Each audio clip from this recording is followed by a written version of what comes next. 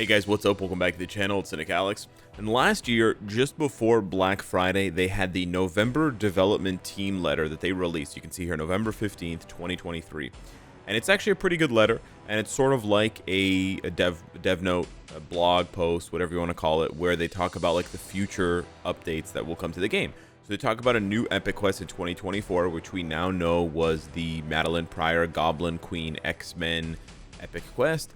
They talk about world boss improvements and a new world boss. Again, we know that that's Corvus and Proxima world boss. Maybe it's also Black Swan. I can't remember I think maybe it's both.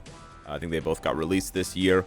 And also they did make a lot of good changes to world boss when they introduced the book farming and stuff like that. So that was really nice. And then that's it, I think. Anyways, I'm pointing this out because this year we didn't get one, or at least for now, you know, a month later, because it's the middle of December now, we still haven't gotten one. And I joked around. Listen, I made a video when this came out, and I joked around that they released these development notes right before Black Friday and right before the anniversary to pump sales, because the player base is like, oh, like the game was going to go longer. We don't have to worry about the game shutting down. Spend. And then this year they didn't do one. And and admittedly, it makes me a tiny bit nervous. Not like too outrageously nervous, but a little bit. And a lot of people hit me up and said, hey, Alex, like, is the game shutting down or whatever because they didn't release a November development team letter for this year? My short answer to that, and my long answer for that matter, is no. I don't think that you should really hit the panic button just because they didn't post a development team letter. I would say if we get to the next update in January, depending on how their cycle goes, and they have like nothing for us, if we get to the anniversary in 2025 in about 4.5 months, and there's no dev note, then I would say, yeah, you probably start worrying about that. Start worrying about that. And so the most recent one we have, if we're gonna take stock of this more carefully, is from April 18th of this year, so just before the anniversary, and it was the 9-year anniversary letter of appreciation. They call the ones at the anniversary a letter of appreciation. They don't call the ones before Black Friday letters of appreciation. Anyways, so they sort of, in this one, just a recap here, they look back on what they've already done this year, and then they talk about new content in development. So the new collectible growth content now we know is emblems. So we've already done that with the new, Multiverse Saga. This new one here is Multiverse Saga, the narrative content. So this is actually the same, right? These two things are actually the same thing. They're both the Multiverse Saga. It's just one is the gameplay. I mean, the story was fun. It's a one-time thing, but the story was fun. And then, of course, the collectible growth content is the emblems, which we haven't seen any new emblems yet. We just have the world boss, timeline battle, and dimension rifts. And then lastly, the multiplayer content. That was supposed to be zombie survival.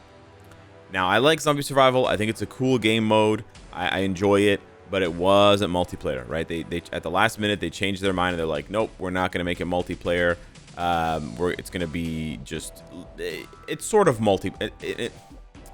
it has a multiplayer component because you're competing for the top score each week with people that you're ranked with. So there's a bit of, yeah, but it's not really multiplayer. And then they talk about improving PvP content. I'll be honest, I haven't noticed a lot of improvements this year in timeline battle. Otherworld battle had definitely got improved, and Alliance Conquest got improved, but still needs more improvements. And then the PvP content stat adjustments, again, I don't notice a huge difference. I could be wrong, though. But yeah, I think they can still do a lot more for PvP. So yeah, that's it. There's also no update hero voting poll. So you guys remember this. I've memed on this, and I've made so many videos about this.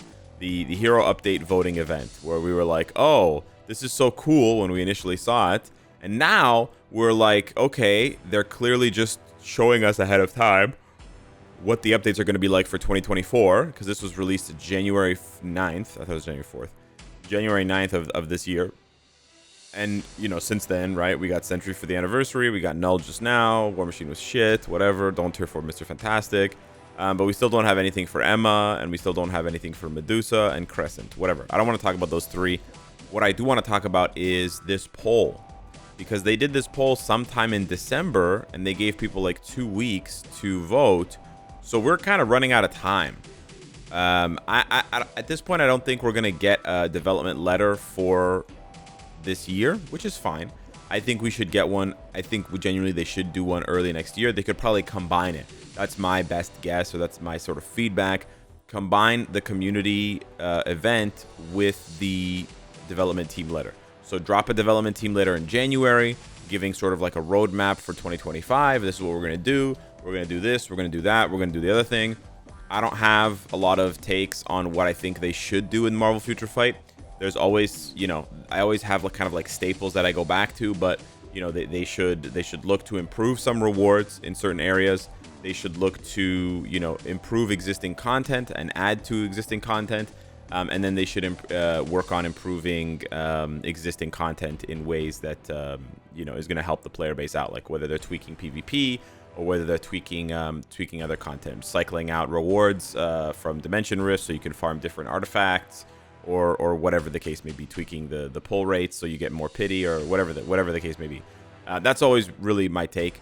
And generally, a new dispatch sector, a new story mode chapter, those are just easy ones to throw out there with tier 4 material farming. That would be booming. I think we're overdue for another power creep, for those of you wondering as well. I know we just got one with the Uru Awakening, but I think we're going to get another one, whether it's like tier 5 or some shit. I don't know. Because it's just, they're like, things are getting a little too easy in the game. They need to power creep even higher. Corvus and Proxima are difficult, but not like that difficult. So maybe they should do like a new GBR beyond Dormammu and make that like super giga hard, and you can only use tier 4s, and even for tier 4s it's difficult. And then they can kind of bundle that in, roll that into whatever the next power creep is. There's always more power creep, guys. If you think the game is dead as far as power creep goes, that's only when the game's shutting down. And then yeah, that's basically it. But as far as the voting goes, like, as much as I memed on this, I think that this is fun, and I think that they should do it again. I think it was a blast to see these things play out in not in real time, but over the course of the year. It was fun to sort of check things off the list and speculate. Okay, Hulk's gonna get an update with Quicksilver. They're gonna do like an Avengers Age of Ultron thing. We were totally wrong about that. I don't know if we specifically guessed that, but just certain things here and there, speculating is pretty fun. We still don't know what the seasonal uniforms are going to be for December, for Christmas. We'll have to wait and see. I mean, who knows? Maybe it could be 2 females for once. It could be Emma and Medusa, or Emma and Crescent. I don't know. Or it'll probably be at least one of the 3, right? Getting a seasonal uniform. But let's see. We'll wait and see. And then this is the only thing we got, which scared some people. Thank you for being with us this year event. It's like, is it over? It's a little bit of a scary wording. Usually when games say thank you, it's like, thank you for playing the game. We're logging out. Again, I don't think that they're pulling the plug on this game at all. I do just think it's kind of funny wording. And when you couple that with the fact that we didn't get a November development team letter this year, yeah, I can see why some people are scared. Last thing I want to do in the vein of the hero update voting poll, I want to give a shout out to this guy here. I'm not going to try to read whatever that name is, but he did one, or they did one, I should say, where they basically voted who they thought. And it's actually pretty well done. It's pretty well rendered. Oh, sorry. Apparently it wasn't him. Sorry. I did read this and I forgot. It was Gabriel Gabrium. I can read that. So shout out to Gabriel Gabrium. They made a new graphic, essentially. And this graphic is actually so good that I was fooled. And I thought Marvel Future Fight did a poll and I just couldn't find where the poll was.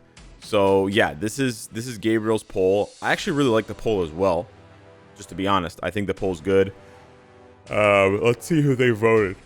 So they got Dormammu first. Sorry for yawning. Mephisto second. Gore third. Yeah, that makes sense. Nova, Richard Rider, Ultron, Elsa Bloodstone, Vision, Blade, Loki, Magneto, Black Widow, Exodus, Icarus, Yelena, Black Panther. Again, a very interesting 15. Very eclectic. Obviously aligns with this person's opinions about the game, but also reveals that they want to see quote-unquote bad characters get good reworks. I think it's a pretty solid list overall. I'm not going to critique it too much. I think the ones that I probably have the most issue with is Loki. I know there's God of Stories Loki. I just hate Loki personally, so I kind of just want to see him fade. Magneto's going to be tough because he is a seasonal uniform right now. So, but I could see them releasing a new uniform for Magneto like 6 months after the seasonal is over. But they're not going to do it within 6 months because people are going to riot. I think everyone down here is an excellent pick. It's interesting you only chose Icarus from the Eternals. That's kind of interesting. Again, it's a smart move, though, to include one character of a larger faction because it means, you know, you could have an Eternals update, essentially, right? Now, I don't think this is possible at all. I think Icarus is like 0.0% chance. I don't think they're going to touch the Eternals at all in Marvel Future Fight until, well, maybe never. Who knows? But everyone else, I think, is fantastic. They absolutely have to do something for Richard this year, or 2025 next year, because he's the only deluxe pack who sucks this bad. And then it's smart to put a lot of, you know, native tier 2, native tier 3 up here because they need reworks badly, right? And you know, reworking Dormammu when you're going to rework GBR, that makes a lot of sense to me logically, and I could absolutely see them doing that. Again, like I said, I think the game needs to be kind of power crept a little bit. I think they need to bump up the difficulty of certain things. I could see them bumping up the difficulty of Null, Mephisto, Ultron, and Gore under the guise of, you know, we want the game to be a little bit more difficult, whatever. This is how we're going to do it, yada yada yada, and then pair that up with reworks for these characters where they get new uniforms, they get tier 4s, etc., etc. So yeah, I really hope to see this. Hopefully this won't be the last time we talk about this kind of stuff. I do hope that they do one as well. And let me know what your thoughts are on the lack of a development team letter this year, and also the possibility of getting or not getting one of these votings for 2025. Anyways, I'm excited for the end of the year. I'm excited for the seasonal uniforms, and then I want to see what comes next. But just keep in mind, at least historically, in my opinion, December and January are the slowest months of the year for Marvel Future Fight. September is the other slowest month. So if you remember how slow the game was in September and you felt like you were going crazy, you're definitely not alone. This is kind of the home stretch. Once we get into February, the game starts to pick up again because they want to ramp into the anniversary, and then everything post-anniversary is pretty lit until September. You get another lull, and then it rips until December. So anyways, hit me up in the comments down below. Let me know what you think. Thank you so much for watching the video. Smash the like button if you enjoyed the content, or the downs like if you didn't, and I'll see you in the next one. Take care.